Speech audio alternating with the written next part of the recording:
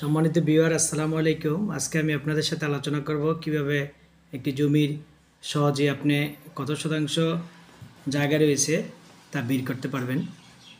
দেখেন, জমিটা যদি এরকম স্কোয়ার হয় এবং দৈর্ঘ্য প্রস্থ আগে মেপে নেবেন জমির। দেখেন, জমির চারটা দিক থাকে, দুই পাশে দৈর্ঘ্য, দুই পাশে প্রস্থ।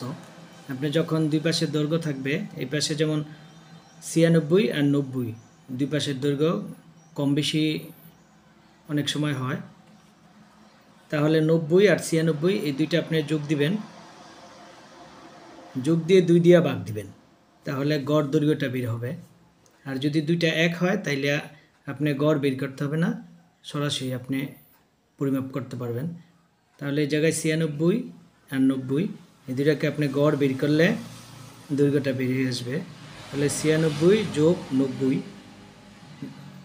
গড় বের করতে হলে দুইটা দৈর্ঘ্য, এই কারণে 2 দিয়ে ভাগ দিবেন, ভাগ দিলে দেখা যাবে যে গড় 93।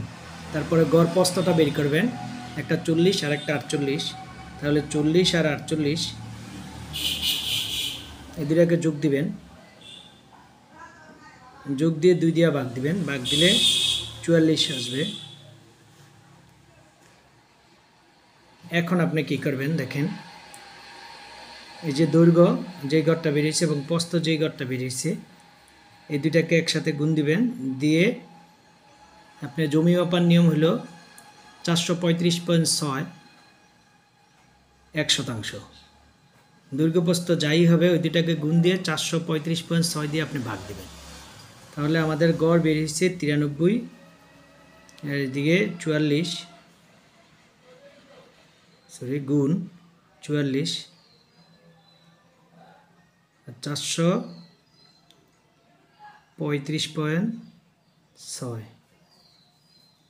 আপনি দৈর্ঘ্য, গড় দৈর্ঘ্য, গড় প্রস্থ এই দুইটাকে 435.6 দিয়ে ভাগ দিলে আপনার কত শতাংশ জমি আসছে এটি বের হয়ে আসবে।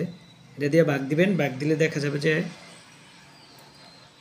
9.39 এত শতাংশ জায়গা রয়েছে এই মাপে। যদি আপনার দৈর্ঘ্য দেখেন, দৈর্ঘ্য যদি একই হয়, 96 না হয়ে যদি আপনি একই হয়, যদি এটি 90 আর 90 হইতো তাহলে আপনার গড় বের করতে হতো না। প্রস্থ যদি একই হতো তাহলে আপনার গড় বের করতে হতো না। যদি ভিন্ন হয় তাহলে আপনার দুইটা যোগ করে 2 দিয়ে ভাগ দিবেন, গড় বেরিয়ে আসবে। যে গড় প্রস্থ গড় বেরিয়েছে, এই দুইটা গুণ করে 435.6 দিয়ে ভাগ দেওয়ার পরে আমাদের বেরিয়েছে 9.39 এত শতাংশ জায়গা। আশা করি সকলে বুঝতে পারছেন। পরবর্তী ভিডিওটি দেখার অনুরোধ রইল। সবাইকে ধন্যবাদ ভিডিওটি দেখার জন্য।